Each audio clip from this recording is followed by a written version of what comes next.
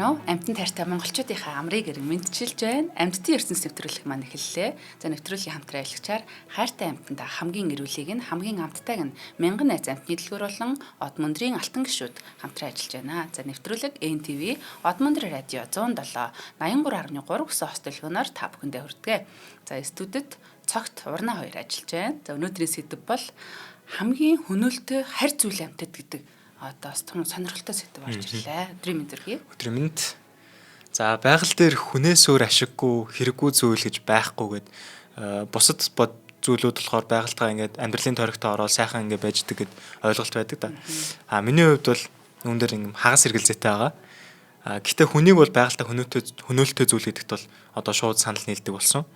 Энэ шалтгаанаас олж байгаль магад одоо бурхан биднийг зэмлэх аваас бидэнтэй цуг хэл сэрэгт орох нөхдүүд бол харь зүйлүүд. Тэр дундаа төрөмгийн харь зүйлүүд. За харь зүйл гэж яг юу гэсэн үг юм бэ гэхээр унган орчноос өөр газарт нутагт тохиолдож буй зүйл организм. Харин төрөмгийн харь зүйлүүд нь болохоор яг энэ харь зүйл дундаасаа бүр хамгийн эдийн засгийн хохирлолтой, байгаль орчиндөө хохирлолтой, экологийн юм сөрөг нөлөө үзүүлж байгаа тийм харь зүйлүүдийг төрөмгийн харь зүйл гэдэг бүр юм агсан түвшний харь зүйл гэсэн. За одоо энэ төрөмгийн харь зүйлүүдийн хамгийн алдартай жишээнүүдээс урнаагчид хоёр өнөөдөр ингэ ярих юм байнамаа. За хамгийн ихний жишээ бол Викторийн нуур, Нийл алганы жишээ. За Африкийн зүрхэнд Кен, Уганда, Танзаны 3 гэдэг энэ улсын дунд Викторийн нуур гэдэг Африкийн хамгийн том нуур байдаг. За энэ нуур бол дэлхий дээрх хамгийн гоо үзэсгэлэнтэй, хамгийн баялаг дотоод усны экосистемүүдийн нэг байсан. Нуурын усан тунгалаг, нарны гэрэл гүн рүү нэвтэрч хад чулуутай ёроол төр солонгорсон загаснууд яг л усанд орох юм цэцэгт хүрээлэн цэцэрлэг аятай. Викторийн нуурын хамгийн үнэт эрдэнэс нь цэхлид загаснууд байсан. Эдгээр нь өөр хаанч байхгүй. Зөвхөн энэ нууранд л байдаг хэдэн зуун бүр магадгүй хэдэн мянган тийм зүйлийн тусдаа зүйлийн өнгийн жижиг загаснууд. Одоо зөвхөн тэр нууранд л байдаг байсан 1000 гаруй зүйлийн юм солонгын өнгөнүүдтэй цэхлид загаснууд. Зарим нь тод цэнхэр, ногоон, улаан өнгөөр гялалцаж усанд орох хадны сүдэрт шигдэн ингээд хөвнө. Зарим нь элсний ороолоор сэм сэмхэн мөлхөж бичил амьтдыг шүүрдэнэ. Зарим нь хясаа хаагалж идэх хүчтэй шүдтэй, зарим нь болохоор замаг хусахад зориулагдсан юм хутга шиг уруултай. Им маш олон янз байдал сайтай тийм сайхан нуур байсан. Нуурын эрэг дагуу ой, зэгсэн намаг, усны ургамал бүхийс бүсүүд үргэлжилж тэнд шувууд үрэлдэг. Цахлаа, ятуу, усын шувууд цэхлид загсаар холлоод тэдний дээгүүр тас бүргдүүд эргэлддэг. Нуурын усанд мөн хавч, дун, бичил амьтад асар олон байсан нь цэхлүүдүүдийн хоолны үндснээс. Энэ бүх амьдрал ингээд нарийн тэнцвэртээр ингээд тогтоод аюу гой ингээд явжсэн. Нэг загас замгийг хянаад, нөгөө нь шавжийг устгаад, гурав дахь нь ялцралыг нь цэвэрлээд, өвчин тархалтаас сэргийлээд ингээд маш сайхан зохицоо явжсэн байна. Тэгээ усч тунгалаг, хүчил төрөгчтэй ингээд амьдралын давхарга бүрт өөр ертөнц зэрэгцэн орж болж байна. Викторийн нуур бол яг л усанд орох ширэнгэн ой шиг нүд алтан, олон өнгө, хөдөлгөөн, амьдралын хэмнэлээр дүүрэн байж. Гэхдээ ийм төгс мэгт санагдах энэ усын ертөнцид хүний гарт хүрэх мөчөд бүх зүйл өөрчлөгдсөн. 1950-аад оны үед бүс нутгийн засаг захиргаа Викторийн нуурыг эдийн засгийн хувьд илүү ашигтай болгох төлөвлөгөөг боловсруулад жижиг цэхлид загснуудын зах зээлд ашиггүй бага махтай гэж үзээд харин оронд нь том биетэй хурдан өсдөг их махтай загас хэрэгтэйгээд тэм шийдвэрийг гаргасан. Ингээд Африкийн том гол мөрнүүдэд л амьдардаг Нийл мөрний алганыг Викторийн нууранд нутагшуулж байгаа. Харь зүйл болгоод нутагшуулж байна гэсэн үг. За эхэндээ хитгэн ширхгийг ингээд тавьсан гэж үздэг. Яг хэд байсныг нь бол одоо мэдэхгүй. Гэвч энэ хитгэн махчин загас маань нуурын тэнцвэрийг өөрчлөхөд хангалттай байсан. Нийл мөрний алга нь бол асар том, хүчтэй, маш идэвхтэй анчин. Харин Викторийн нуурын цэхлид загаснууд ийм махчинтай урд нь хизээч амьдарч байгаагүй учраас зүхтах зан төрөх, нуугдах стратеги хамгаалах биеийн бүтэц огт байхгүйсэн. Тэгээд тэр нийл мөрний алганыг тавьснаас хойш 20 жилд нийлийн алганы тоо айжмаар өссөөр бусад бүх зүйлийг ер нь ингээ бүх зүйл удирдлага доор ингээд байгаа юм шиг өнгөцгөн харагдах болж байгаа. Одоо эзэн засгийн хувьд бол маш ашигтай. Харин 1970-аад он гэхэд нийл мөрний алганы тоо толгой тесэрч үү болноороо нуурын томоохон хэсгүүдийг фарм айтал эзэж эхэлсэн. Одоо ингээд бүр тэр тухайн бүр нуурын юм үржүүлгийн фарм юм шиг л болгоцсон гэсэн үг. Энэ үед цэхлийн загснууд нэг нэгээрээ бус. Бүгдээрээ алга босч алга болоод устж мөхцгөөс. Одоо тэр хэдэн зуун зүйл байсан, хэдэн мянган зүйл байсан нь энэ загснаас болоод бүгд устцсан. Зарим зүйлийг нь бүр шинжлэх ухаанд ч бүрэн судалж нэр өгч амжаагүй байхад байгаль дээрээс огт байхгүй болчихж байгаа. Цэхлээдүүд устгахад зөвхөн нэг бүлэг загас одоо ингээд алга болчихж байгаа биш. Зөвхөн цэхлээд одоо ингээд алга болчихж байгаа ш. Тэдний гүйцэтгэж байсан бүх үүрэг нь хамтдаа байхгүй болж байгаа. Замаг иддэг байсан загснууд байхгүй болоод замагны тоо ингээд хяналтгүй олширч байгаа. Замаг усны гадаргыг ингээд бүхэлд нь бүрхчихэр нарны гэрэл доошоо нэвтрэхээ болчихж байгаа. Хүчил төвөрөгч тэгээд дагаад багасчихж байгаа. Тэгээ хүчил төвөрөгч нь багасаар бусад загас бичил амьтдад амьсгалж чадваргүй болоод нуур ингээд амьсгаанд боогдсон юм шиг тийм орчин болчихж байгаа. Тэгээ удалгүй Виктория нуурыг урдийнх шиг тунгалаг биш болж одоо Виктория нуур маань амар үзэсгэлэнтэй гоё нуур байсан гэдээ ярьсан да. Тэгтэл тийм нуур ахын болоод ногоон хүрэн өнгөтэй замагт дарагдсан тийм өмхийн устай нуур болоод хувирсан. Тэгээ загснууд бөөнөрөө үхэж зарим газар цэгзэм хөвж уснаас эвгүй үнэр гардаг болсон. Урдэн солонгорсон загснуудаар дүүрэн байсан хад чулуутай ёроол чимээгүй юм хав хар хөндөй болоод биологийн олон үйл байдал гоёмсог нуурын экосистемийг бүр ингэ тэр чигт нь сүдэгцсэн. Тэгээ хүмүүсийн хувьд ихэнхдээ бүх зүйл сайхан одоо том махтай нийл мөрний алган зах зээлд их үн хүрч загас агнуурын экспорт ингээд огцон өссөн. Гэхдээ тэр нь ерөөсөө ингээд дараа дараагийн асуудалтай гарч ирээд энэ бол маш юм төр зурих л байсан. Тэгээ тэрнээс гадна энэ загсыг боловсруулахын тулд их хэмжээний түлш гал хэрэгтэй болсон. Нутгийн иргэдэн загсаа бариад эдхийн тулд одоо гал төлөх хэрэгтэй шүү дээ. Тэгэхээр нуур орчмын ой бас хэмжээгээр сүрдэж байгаа. Нөгөө модоо огтлоод загсаа боловсруулах хэрэгтэй болоод нуурынх нь ой орчмын ой наахгүй болж байгаа. Тэгэхээр зөвхөн одоо усны экосистемд аюулж байгаа учруулж байгаа юм сөрөг нөлөө биш. Бүр ингээд тухайн экосистемийг тэр чигт нь сүрдэж байгаа. Тэгээд ойгүй болохоор хөрсөн ингээд одоо Африкийн тэр хөрсөн нөгөө ойгоор ингээд баригдах хэрэгтэй байтал нуурлуугаа одоо ингээд шууд цутгаад юм уул өмхийн ногоон ус ч юм бас юм шороогоор дүүрээд бас муухай болж байгаа. Тэгээ ингэж л одоо нэг загсыг ашигтай гэж үзэн нутагшуулах шийдвэр нь Виктория нуурыг олон зуун жилийн турш тогтсон тэр амьдралын системээс экосистемийг нь одоо юм маш том хямралд оруулж байгаа. Амьд байглаа цаас зоосоор ингэж сольж харь зүйлийн амьтанг тухайн экосистемд оруулж богино хугацааны ашигтай жилүүдтэй яг хуу хэдэн зуун сая долларын ашигтай мэт байсан боловч одоо эргээд энэ нуураас сэргээх гэж хэдэн тэрбум доллар зарцуулж байгаа нь үнэхээр харамсалтай. Тэгэд энэ нь бол нэг зөвхөн нэг төрөмгийн харь зүйлийн жишээ. Харамсалтай юм аа. Бас энгийнээр бодоход одоо нэг юм аккурант ч юм уу те одоо ингээд хамт байдгүй загсуудыг нэг дор хийхэд ямар асуудал үүсдэг вэ? Тэрнтэй адилхан одоо яг л нөгөө нэг судалгаа юу мэрэгжлийн түвшинд хийжиж одоо гарахгүй бол гаднаас бас харь зүйл авчирна гэдэг нь ийм ноцтой. Тэгээд эхэндээ их ашигтай юм шиг харагдавч те. Урт хугацаанд бүр балларлаа штэ бүр те. Эхний хэдэн жил бол тэгэл хэдэн сая долларын ашиг олоод идэр чи амар баярлж байгаа штэ. Тэгтэл яг үндэ байгаль орчин бүх юмараа хохироод тэр нөгөө цэцэрлэгт хүрээлэн аятай тийм өнгөлөг олон загастай байсан нуур маань юу ч хөө болоод тэгээд хэдэн сая долларын ашигтай юм шиг байснаа одоо ингээд буцаад нөхөн сэргээх гэж хэдэн тэрбум долларын гар заргаж байна. Тийм байна.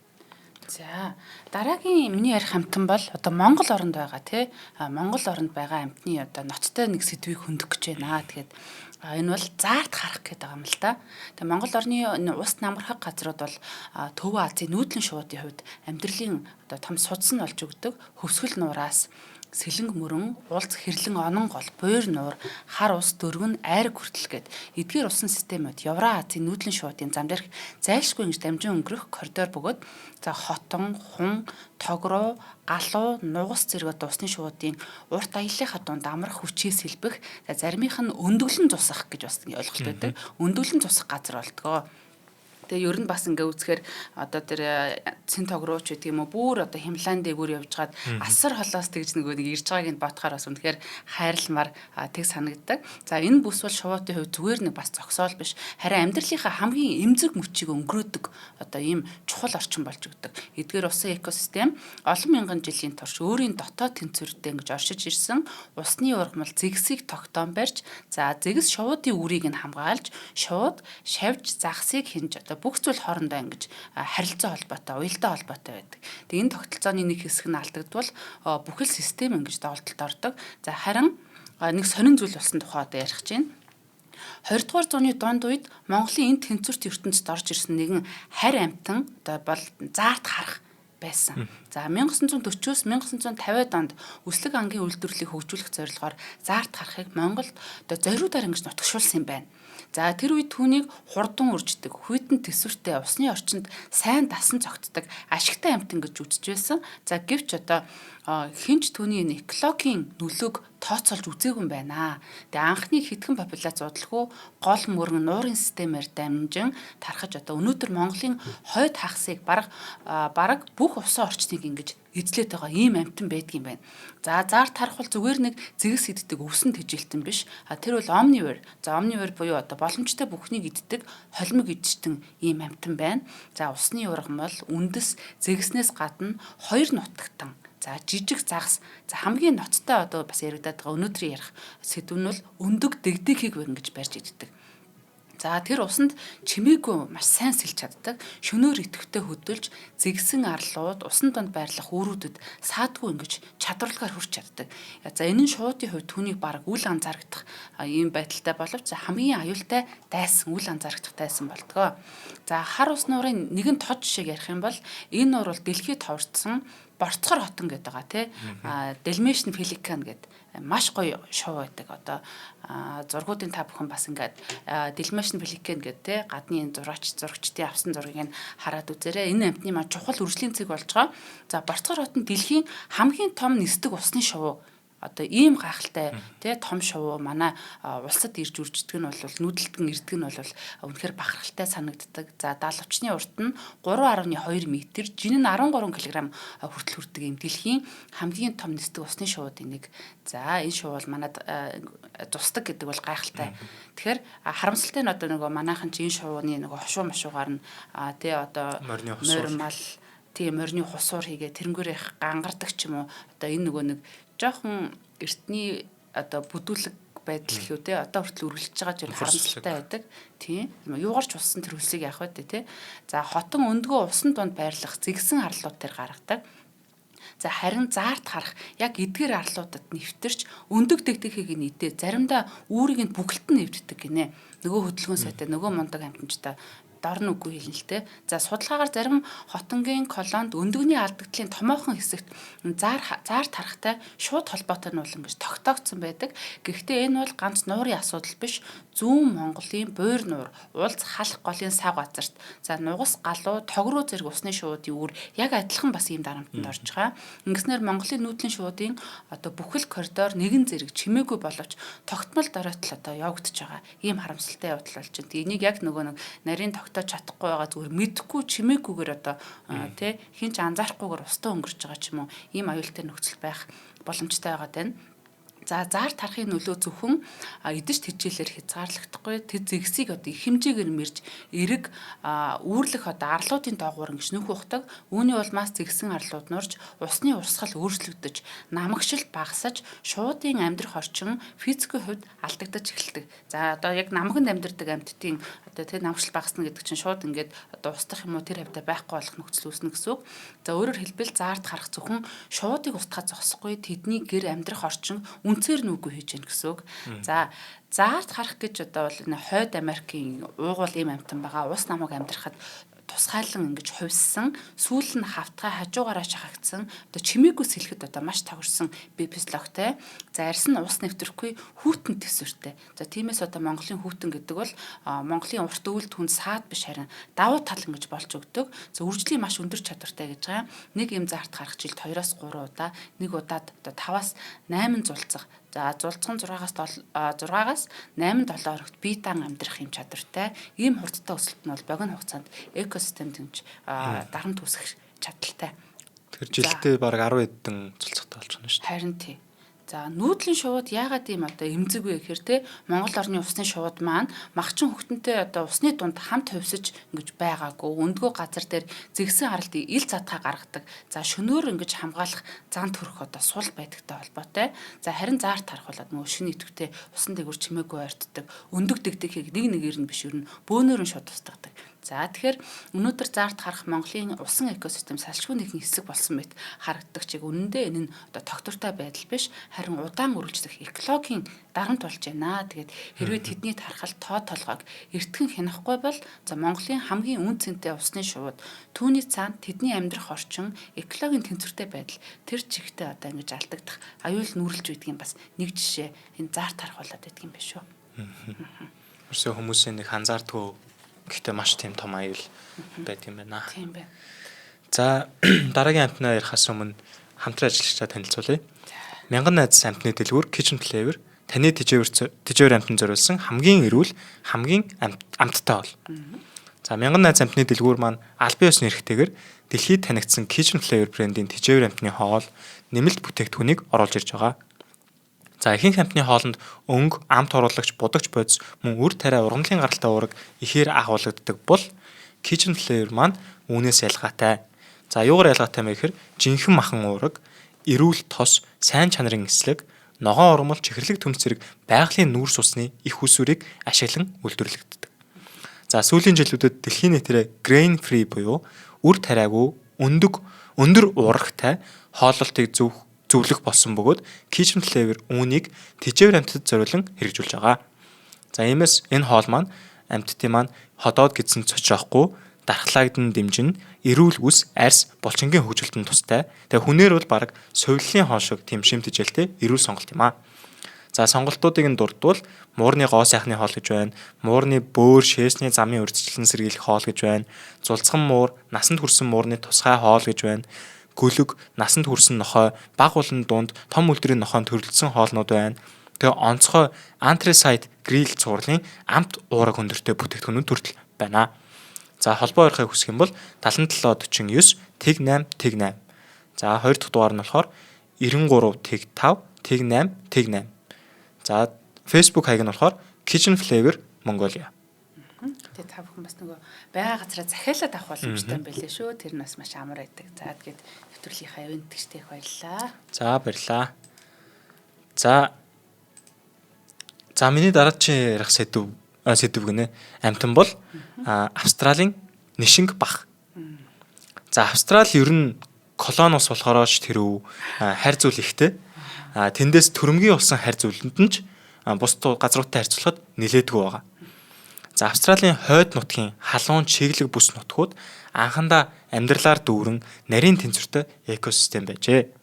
За энтхийн ширэнгэн ой, намаг, түр усан сангууд нь олон төрлийн мэлхий, бах, шавж, жижиг загас мөлхөгчөд махчин амьтдад амьдрах таатай орон зай болж ирсэн. Эдгээр амьтад хэдэн сая жилийн турш хамтдаа хувьсаж хин нэгнийгээ одоо дээр доороо ингэж гаралгүй ингэж яг ингээ гоё экосистем нь ингээ тэнцвэртэй явж исэн. Хийнийхээ одоо тоог нь хянаад нэг нь нөгөөгөөсөө давж хит олшихгүйгээр ингээ тэнцвэртэй явж исэн. За тэгтэл 1930-аад онд Австралид чихрийн нишингийн тариалан эрчимтэй хөгжиж түүнд хорхой цох шавж ихээр тархсан байсан. За тэдгэрийг химийн бодисоор устгах нь тухайн үедээ хит хүнтэй бас байгальд хор учруулна гэж уг нь эмээсэн юм байна. За тиймээс хүмүүс байгалийн шийдлийг хайж Төв Америк, Өмнөд Америкаас Кейнт төвд буюу хорт бахыг одоо авчирч байгаа. Тэдгээр бахнуудыг чихрийн нишингийн хортонг нь идэнэ. Тэгээд асуудал шийдэгдэнэ гэж бодсон. Уг нь бас 1930-аад он гэхэд уг нь шууд хормоор ашиглахгүйгээр байгалийнх нь асуудлыг байгалаар нь шийдэх гэсэн санаа нь бол гоё байсан. Тэгтээ авчирсан амьтан нь жоохон эвгүүдсэн. За тэр амьтан нь бол Кейн төвд байсан. За гэхдээ энэ алдаа маш том байсан ба тэд Австралийн орчинд төгс тохирсон маш хурдан үйлждэг тэнцвэртэй тийм бах байсан. Нэг эм бах жилд хэдэн мянган өндөг гаргаж авгалтайнууд нь бараг бүх усан орчинд амьд үлдэж чадчихв. Тэдэнд Австралид бараг ямар ч байгалийн дайсан байгаагүй. Уг нь тэр чинь нөгөө хэдэн мянган бахын өчнөөн нь үхээд нэг цөөхөн хэдэн л амьд болох ёстой шүү дээ. Яг бах болж томрох ёстой. Тэгтэл хэдэн мянган бахын одоо хэдэн зуун амьд одоо том бах болоод байсан. Яг тэгвэл нөгөө иддэг дайсан тийм сайн байгаагүй. За нэмэх нь Кейн тод бол асар хүчтэй хор ялгаруулдаг. Түүний арьсны булчирхаагаас ялгардаг буфотоксин хэмээх хорн мэдрэлийн системийг саатуулж зүрхийг зогсоодог. Австралийн махчин амьтдад болох одоо энэ гөрвөл, могой, матар, махчин шувууд зарим хөхтөн ийм хоронд ерөөсөө дасан зохицол байгаагүй болохоор кен тоудыг ганцхан удаа барьж идээд л үхээд байсан. Нөгөө махчин байлаа гэд тэднэр нь нэг бах идэл өөрсдөө ингээ хордоод үхээд байгаа. Ямар хортой юм тий. Ингэснээр кен тууд улам мошорч харин тэднийг барьж идэх нутгийн махчид устсаар байв. Махчид устдах тусам кен тоодын тоо бүрч хяналтгүй өсөж жинхэнэ экологийн доминант эффектийг үзүүлсэн. Одоо бүр ингээ хаана болцсон гэсэн тухайн газрын. За кен тууд зөвхөн махчдыг хордуулаад зогсохгүй.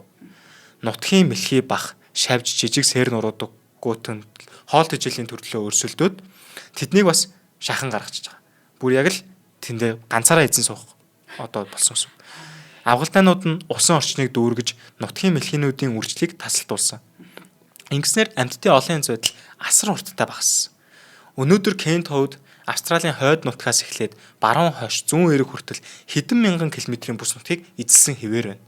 Одоо хаана нь болсон хэвээрээ л байгаа гэсэн.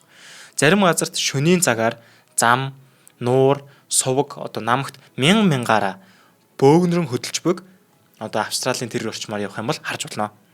Тэгээ анх ерөөсөө ингээ хортонтой тэмцэхээр ирсэн харийн бах маань эцэстээ өөрөө Австралийн хамгийн том биологийн аюул болж хувирсан жишээ юм аа. Зүгээр нэг мэлхий гэж бас бодох юм. Мэлхийч угаасаач бичлээ тий бах гэдээ тустай гэж бодохын эцгүй бас айхтар юм байна шүү. За Австрал ер нь тэгээд нөгөө хүн төрөлхтөн ч гэсэн зав одоо зав шиг юм гэх юм уу тий тим юм хийтлээ бас очиж чадаагүй. Тэг хэрвээ тэнд очих юм бол бас тий ингээд тусгаарлагдсан газар очихоо гэдэг утгаараа. Тэ ялангуяа дэх үед бол бас шал өөр хөвсөл тий. За би бас нэгэн Австралийн бас нэг амьтныг ярих гэж байгаамаа. Тэгээд манайхан бас сонсч байсан байж магадгүй Европын туулаа одоо Австралид ирсэн тухай нэгэн түүх байдаг. За Австрал тип бол дэлхийн хамгийн өвөрмөц хуурай газрын экосистемуудын нэг. Би бас Австралийн гайгүй болов гэж бас нөгөө дээр үед боддог байсан чинь айгүй тийм хуурай орчин юм билээ штэ бас.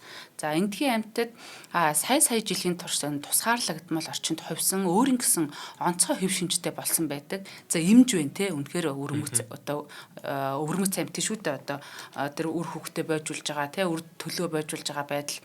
За вомбат гэдэг байна нөгөө дөрвөлжин баадаг одоо цорын ганц амьтан бараг тий шоколад шиг дөрвөлжин куб хэлбэртэй куб. За кола байна, за нүүдэлтгүй шовууд байна. За хуурай газрын өвс, буцсөөг энэ бүхэн бол Австралийн байгальд нэг нарийн тэнцвэрийг бий болгож байдаг. За хөрсөн нэмгэн ургамал нь удаан ургадаг. За бүх амьдрал энэ ус шимт хичээлийн хомсдолд дасан зогтсон ийм байдгаа. Тэгээд зарим эмчнүүд нь бүр одоо нөгөө хуурай цөлттэй одоо элсэн дунд ингэ зогтсон ч байх жишээний хүртэл байдаг юм байлээ. За энэ эмзэг тэнцвэр 1859 онд хүний гар хүрсэн юм явдал болсон. За Европоос ирсэн нэгэн баян анчин Томас Австин Австралийн Виктория мужид одоо Европын туулайг ангийн зугаа болгож одоо нутагшуулсан тий. За ан хийчихээр бас зарим амьтнаа хайрлаад идэх ч юм уу. За эсвэл туулай байвал тохиромжтой байна гэж үзсэн юм уу тий. Бас хурдан үржин тэгээ ер нь яавал гэж бодсон байх л та. За тэр үед энэ гимгүү тоглоомд санагдсан. Гэвч одоо Австралийн байгальд туулай тохирсон махчин бараг байгаагүй. Ер нь махчингүйгээр их алдартай юм байна штэ. За уур амьсгал нь зөөлөн, ургамал нь тэдэнд одоо таатай байсан. За Европын туулай бол одоо байгальд ирэх хамгийн хурдан үрждэг юм хөхтнүүдийн нэг гэдэг юм байна. Тэгээ нэг амь туулай жилд 30 хүртэл зулцгыг одоо төрүүлж чадна. Австрал тэдний тоо хяналтгүй өсөж хэдэн 10 жилийн дотор саяараа тархсан одоо битүү туулай болсон тий. За тэр бэлчээрийн өвсийг үнцээр нь идэж буцсууг залуу модыг мэрж хөрсийг одоо сэргэжүүлж эхэлсэн.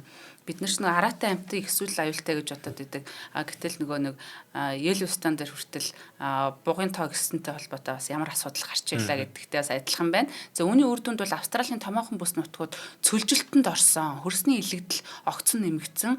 Урд нь өвсөөр хүчигдсэн бэлчээрүүд одоо шороон тал болж шороогоороо эргэж те салхи шороо хийсгэж ус борооны дараа хөрс одоо шууд урсан алга болж болдог болсон. За ингээд ингэснээр одоо үер болдог ч юм уу. За энэ нь зөвхөн ургамлыг бус тэдгээр хамааралтай амьтдыг ч одоо ингэж устгаж эхэлсэн. Имж вомбат жижиг мэрэгчд газрын шувууд хоолгүй болж олон зүйл одоо мөхөлд орсон. Одоо бусад зүйлүүд мөхөлд ороод ирэхээр чи ямар аюултай юм бэ те. Тэгээд одоо хүмүүс бол туулаатай тэмцэх гэж одоо бүх аргыг хэрэгжилж эхэлсэн, хашаа татаж одоо тэ чадах нь одоо өөртөө шууд барьж алдаг ч юм уу, ан хийж бүр вирус хүртэл ингэж тараасан. Вирус тараасан бас нэлээд алдартай нөгөө биологийн устгалын нэг хэлбэрийг бас тэнд туршиж исэн. За 1950-ад онд зориуд тараасан энэ матоз вирус эхний жилүүдэд туулайны 90% хүртэл ингэж устгасан. За хэдхэн 10 жилийн дараа ихэд туулай дархлаатай болсон байгаа л та. Тэгэхээр ч одоо нөгөө популяц дахин одоо буцаж өсөөд энэ хувьслын амьд туршилт одоо бас хувьслын амьд туршилт те одоо яаж тэгж дархлаатай болдгийг бол тод жишээ болсон. Уг нь эхэндээ айгүй амжилттайсэн шүү дээ. 90% тийм харин баг устгахаа шахсан биш те. Гэтэл одоо ингэж хувьсдаг болохыг харсан байна. За Австралийн хөрсний бүтэц ургамлын бүрхөвч нутгийн амьтдын тархалт бол үрд ингэж өөрчлөгдсөн байсан те. Эргэс хэрэггүйгээр туулаа ухаж сэргэжүүлсэн хөрсөнд борооны дараа барьцгүй болж салхи усанд одоо амархан илэгддэг. Үүний улмаас Австралийн зарим бүс нутагт бүр 10,000 жилийн турш тогтвортой байсан энэ хөрсний давхраг хэдхэн 10 жилд 10,000 турш тэ жилийн турш тогтвортой байсан хөрс одоо ерөөсөө үнцээр алга болсон гэж байгаа байхгүй юу? Ийм амархан тэ.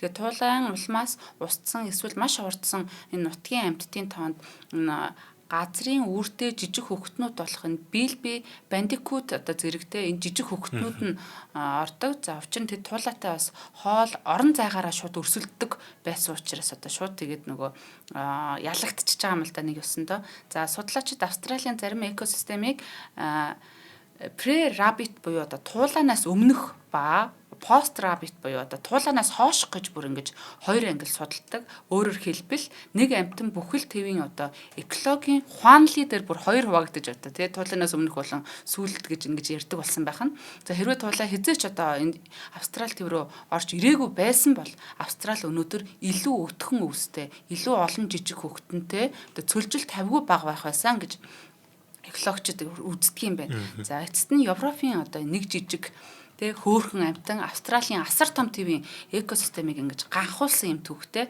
За энэ бол харь зүйлийн харь одоо амьтан буруу газар очивол ямар аимшигтай үр дагаварт хүргədгүй гэдгийг одоо харуулсан ийм тод жишээ болж түүхэнд үлдсэн сургамж болсон ийм үйл явдал болж байжээ. Австралийн одоо 42% нь цөлжилтөнд нэрмэгдсэн гэдэг. Тэрний одоо гол нөлөө нь одоо энэ туулаа байдаг байна. Тэгэхээр үнэхээр харамсалтай. Эргэж уцааж болохгүй тий. Зүгээр нэг туулаа штэ. За бидний хөөхөн амт ингэж боддог. Туулаж хамгийн твийн хэмжээний аюул болж байгаа гэсэн үг штэ. Ер нь бас ингэж бодохоор элдв хангай тий харь амьтаа оруулж ирэхдээ жоохон бодмоор л юм байна гэж бас. Одоо та нөгөө юуг бас ярих болов? Нөгөө фитоны тийм. Тэр бол тийм. Өстой нөгөө тэжээвэр амьтан байж байгаад тий.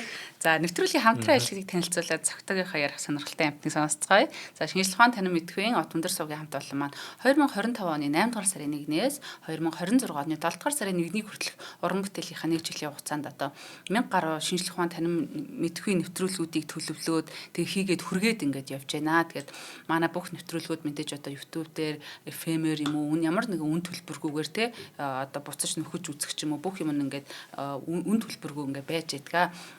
Гэхдээ энэ алтан гишүүн гэдэг хүмүүс бол одоо яг манай Од мөндрийнхний үйл ажиллагааг дэмждэг ийм хүмүүс маань байдаг. Тэгэхээр нөгөө 1050 нэвтрүүлэг гэдгийг одоо нэгийг одоо 100 төгрөгөөр үнэлэх юм бол 100 мянган төгрөг болж байгаа юм л да. Тэгээд бидний нэг нэвтрүүлгийг одоо 100 орчим төгрөгөөр үнэлээд бидэнд одоо хандив өгөөд алтан гишүүн гэж болдог юм аа. Одоо бид илүү бид нартай ойр, илүү манай Од мөндрийн хөтлөгчтэй ингэж ойр болж бүх нэвтрүүлгүүдийн лаваар үзээд санал хүсэлтээ одоо тухайн үед нь хоорондоо ингээ ярилцаад те хасаа маань одоо бүх хүмүүсийн комментиг одоо ингээд уншаад тэрнтэйгээ хариулж ярилцаад ингээд нэвтрүүлгээ эхэлдэг байх жишээний. За нэмэх нь одоо Од мөндрийн төрсөн өдрийг хамтдаа үн төлбөргүйгээр тэмдэглэдэг.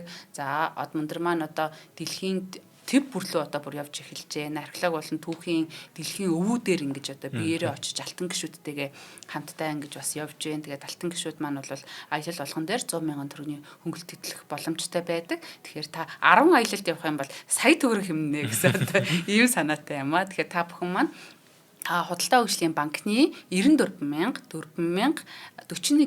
Тэг4 518 гэсэн од мөндөр танин мэдгэн сувгийг эзэмшигчтэй данс руу 100 мянган төгрөгийг өөрийн фэйсбүүк нэр болон утасны дугаараа бичээд илгээснээр өнөөдөр ч гэсэн та манай алтан гишүүн болох боломжтой. Тэгэхээр зарим хүмүүс маань нөгөө амжилт хүсье тэргээд бичиж явуулчихаар эргэж холбогдож чадахгүй хүнд байдалд ордог учраас та бүхэн маань заавал одоо утасны дугаараа бичиж явуулаарай гэж хүсэж байна. Ингээд алтан гишүүдтэй одоо он дамнаад бас алтан гишүүн болж байгаа хүмүүстээ их баярлалаа. Тэгээд бас шинээр орж ирэх гэж байгаа бас алтан гишүүд та бүхнийг бас хүлээж авах таатай байна. Баярлалаа. За баярлалаа.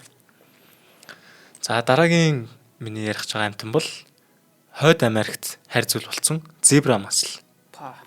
За Хойд Америкийн их нуурууд Superior нуур, Michigan нуур, Huron, Erie, Ontario гэдэг ийм 5 нуур байгаа.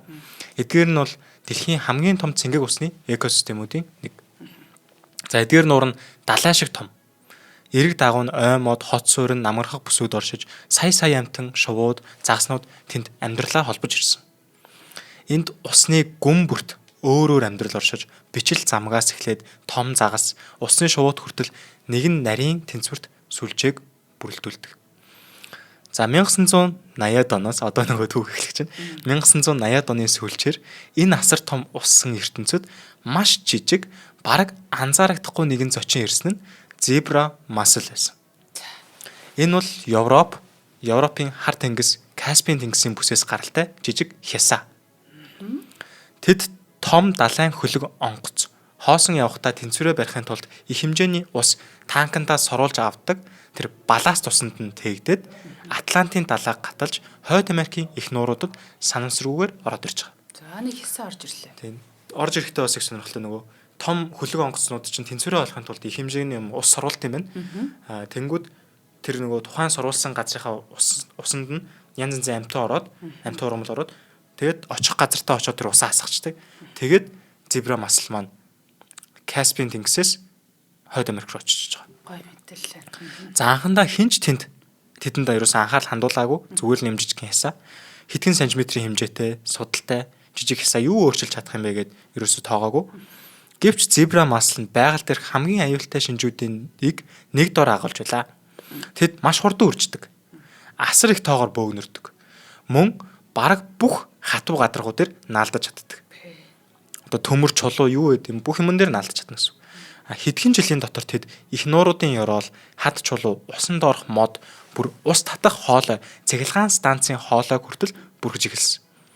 1 квадрат метр талбайд хэдэн 10 мянган зебра масл. 1 метр квадрат гэдэг чинь одоо энэ ширээ шиг л байгаа шүү дээ. Энд хэдэн 10 мянган зебра масл шигдэн наалцсан байсан. Тэд уснаас замаг, бичил организмыг шүүн сорж иддэг тул ус тунгалаг мэт харагдаж эхэлсэн. Бүр ингээд хамаг байдгийн цэвэршүүлж байгаа юм шиг болж байгаа гэсэн. Юу ч болох.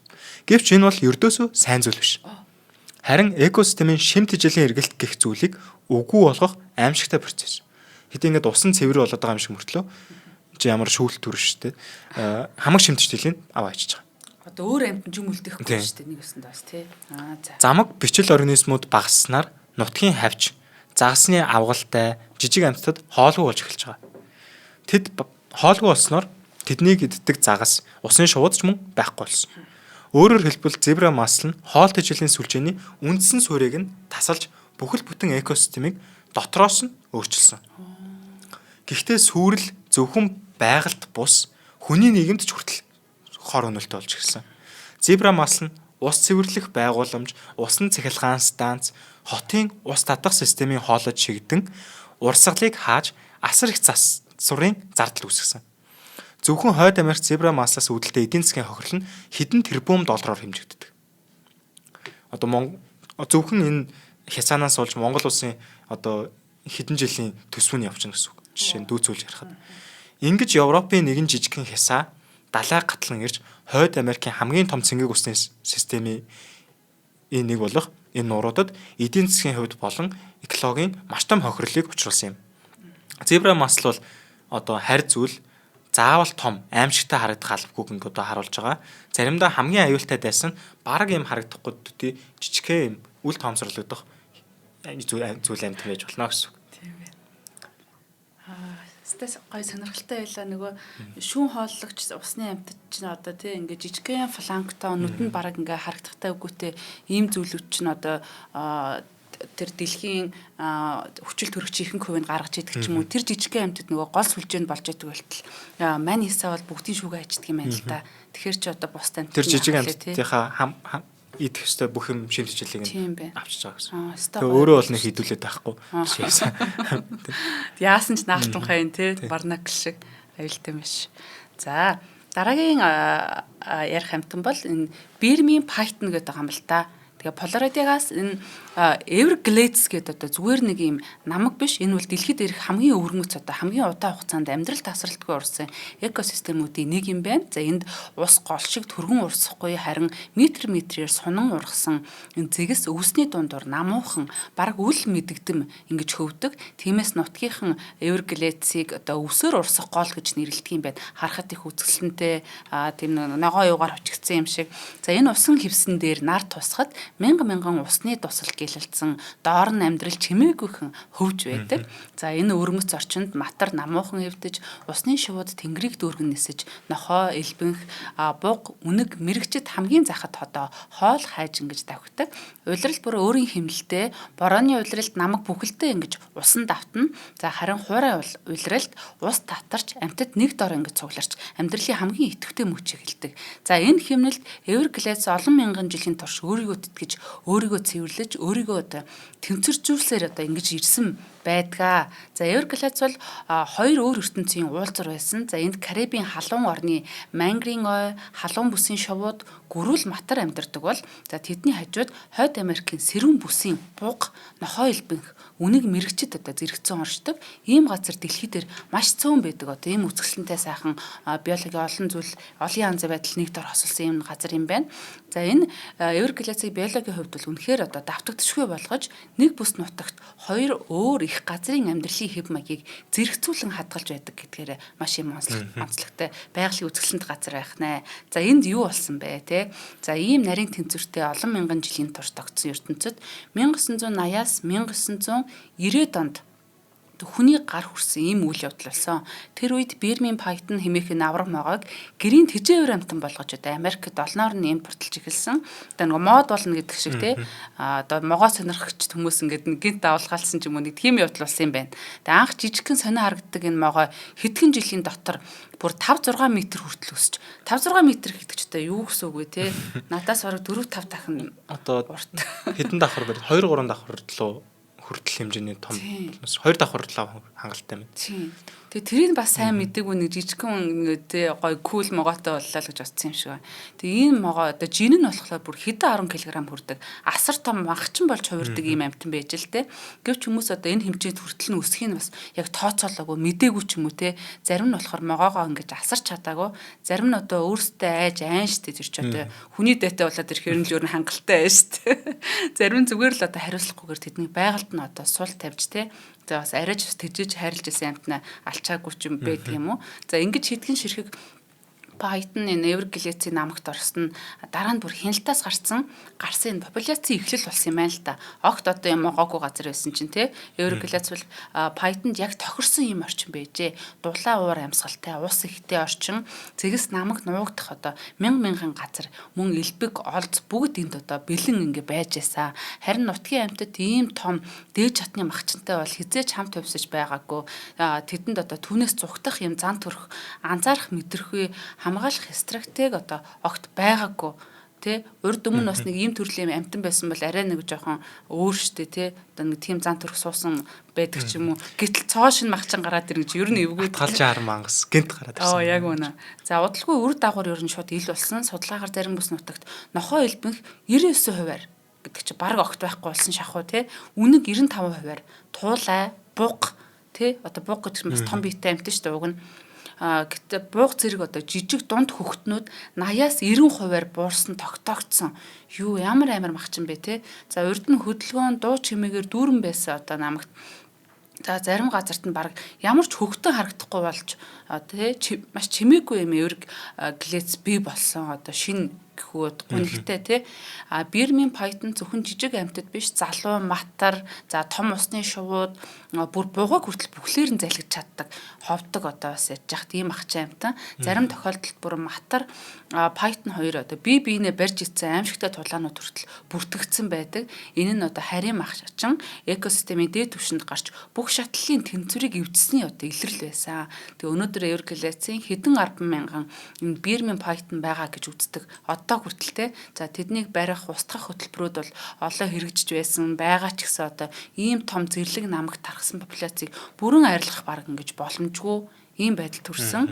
За могоонууд аль хэдийн системийн нэг хэсэг болж нутгийн амьтдын орон зайг эзэлж хоол тэжээлийн сүлжээг одоо бүрэн өөрчилсөн, эзэгэнсэн байдалтай ийм байгаад байгаа юм байна. Тэгэхээр очиж могоо байдаг нь бас юу гэдэг гэж бас тий амар санагдаж байна. Тэр нэг Флоридагийн би бас яг энэ харь зүйлийг ангуучилтай хүмүүсийн бичлэгийг үзчихсэн байхгүй. Тэнгүүд ингээл нэг шөндөө гараал яг энэ могоогоо ингээ хайна. Тэнгүүд ингээд бүр юм машин явцсан юм шиг машины дугуй явсан аятай тийм том хэмжээний нэг явсан мөрөн үлдсэн байна. Тэрнийх нь араас ингээл хөөгөөд ангуучт маань явж байгаа. Тэгээд нөгөө хідэн могоо авчирсан гэдгээр үнэлүүлээд цалин авдаг. Нутгийн одоо юунасаа одоо мужаасаа. Тэгээд за нэг шөндөө бол дундчаар нэг 3 4 могоо барьчвал ер нь сайн. Тэгээд сайнууд нь бол 10-д тэгээд тухайн өдрөөс шалтгаалаад барьж байгаа. Тэгэл энэ могооч нь өөрөө дэлхийн хамгийн урт могоо байдаг.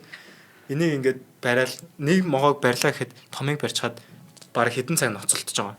Нөгөө ч нь ингээд бараг шахаж хүнээ барьж байгаа. Тэгэл яг мэрэгсэн хүн тэр могоог ингэж хандл хийж нөгөө барьж авч явна. Тэгэл яг энүүгээр ингээд цалинжаа явж байдаг бүр тийм ажлын байрууд хүртэл гарцсан. Энэ нь одоо ийм алдартай болж байгаа.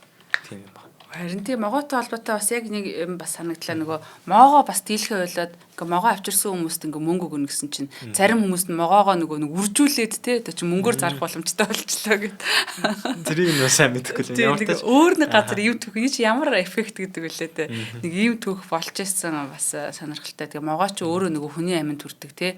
Хамгийн аюултай амьтдын бараг шумуулын дараа 2 ч үлээ 3 ч үлээ ингэж ордог те. Тэгэхээр ер нь могоотой ер нэг жоохон ойрхон баймаар үл санагдчихсан. Энэ могоо маань бол нөгөө мэдээж хор ялгаруулдаг нөгөө том биетэй могоонууд бол шахаж аалдаг ч шууд залгидгаараа онцлогтой байдаг. Тэгэд энэ том могоонууд одоо фитон, анаконда гэдэг энэ могоонууд маань сайн анзаарах юм бол энэ барьдаг хүмүүс бол яг мэддэг. Би бол яг өөрөө хурж үзээгүй ч гэсэн ийм хумстай хөлтэй. Тэрүүгээрээ бас яг юм онцлог. Могооч өөрөө мөлхөгч. Одоо гөрүүл эдэртэй нэг одоо анги гэсэн үг. Тэнгүүд энэ хөлнүүд нь ингээд мэдрэгдэхүйц байдаг нас айгуу сонирхолтой. Тэнгүүд жижиг могоонд бол тэр хөл хумс ер нь бол байгалах гэхдээ маш юм микро хэмжээнд л байгаа. Одоо яг нөгөө нэг хувьслын түүхийн одоо яг шалгарлын бодит гэрчин ингээд үлдсэн байж тээ. Нөгөө эрэгтэй хүний мем ямар өргөтэй ингээд гэж. Тэгээ тэр хүмүүс бас ингээд одоо бүрг нь баг байхгүй болох гэж юм уу тий эсвэл одоо бас өргөтэй ч гэдэг юм уу сайн мэдэхгүй байна. Сонирхолтой юм байна. За тэгээд өнөөдрийнхөө сэдвийг энэ яг харь зүйлийн тухай энэ манай дэлхий дээр байгаа хамгийн том олон улсын байгууллагууд юу гэж байна? Том их сургуулиуд маань юу гэж байна гэдэг хитэн иш таталтуудыг сонирхуулъя. За төрөмгийн харь зүйлүүд нь дэлхий дээрх биологийн олон байдлын алдагдлын хамгийн гол шалтгаануудын нэг юм. За нутгийн амьтдад тулгарч буй хамгийн том аюул бол тухайн экосистемд хизээж байгаагүй амьтдыг оруулж ирэх явдал юм. За National Geographic-аас төрөмгийн харь зүйлүүд давмгаалах үед бүхэл бүтэн экосистем нуран унах аюултай. За Корнелийн их сургуулиас төрөмгийн харь зүйл гэдэг бол биологийн бохирдол юм. За дараачих нь тэд бидний хянах чадвараас хурдан тархаж учруулсан хохирол нь ихэнхдээ эргэж засагддаггүй. Ганцхан харь зүйл хэдэн зуун нутгийн зүйлийг устгах чадвартай. Ecology Journal гэдэг бас алдартай сэтгүүл төрөмгийн харь зүйлүүд зүгээр нэг өрсөлддөггүй. Тэд экосистемийн дүрмийг өөрсдөө шинээр бичдэг. За харь зүйлийн бүр council зөвлөл гэж байд юм байна. Эднийхээс энэ бол хойшлох тусам улам дорддог байгаль орчны цөөн асуудлуудын нэг гэж тодорхойлсон байна. За бидний сайн мэдэх WWF-с нэгэнт тогтсон төрөмгийн харь зүйлсийг бүрэн устгах бараг боломжгүй. За тэгээд энэ одоо энэ харь зүйлийн үндэслэгч одоо эцэг гэдэг хүн юу гэж хэлжсэн анх юу гэж хэлжсэн бэ гэхээр хүн төрлөختөн амьтан ургамлын зүйлүүдийг хувьслын түүхэнд байгаагүй хурд зайгаар зөөж байна. Ер нь тэгэхээр эцсийн эцэст энэ маань юу гэж хэлж байна гэхээр өөр газар байх ёсгүй амьтдыг санаатайч бай, санамсаргүйч бай бид өөрсдөө л авааччихдаг. Одоо завинд суулгаад ч гэдэг юм уу, нөгөө колончлж явж захтаа ч гэдэг юм уу. Эсвэл нөгөө ангийн зориулалтаар нөгөө ангийн зугаа олох гэдэг аваачдаг ч юм уу. Харин дараа нь тэднийг төрөмгийн хайр зүйл гэж нэрлэн буруутан мэт харуулдаг хүмүүс одоо зүйл нь бид нар өөрсдөө. Гэвч үнэн хэрэгтээ одоо хамгийн гол буруутан нь өөрсдөө л ингэ болж байгаа. Бид нэг амьтныг зөөхтөө бүхэл бүтэн ертөнцийн одоо тухайн экосистемийн дүрмийг нь ингээд өөрчилж байгаа. Харин тэнцвэр нэгэнт нурвал байгаль буцаад хуучин хэмэндэ буцаж очих бараг чадваргүй. Одоо тэр Викторийн нууранд устцсан хэдэн мянган зүйлийг яаж буцааж авчрах юм? Колослийнхээ тэр бүгдийг авчирч чадахгүй шүү дээ. Зарим нь бүр шинжлэх ухаанд нэрэж бичүүлж амжаагүй байсан. Гэхдээ шинэ зүйлийг тэнд мэддэг байсан тэр зүйлүүд ингээд байхгүй болчихж байгаа. За энэ хүрээд өнөөдрийнхөө сэдвийг өндөрлөе та. За баярлалаа, сонирхолтой байлаа.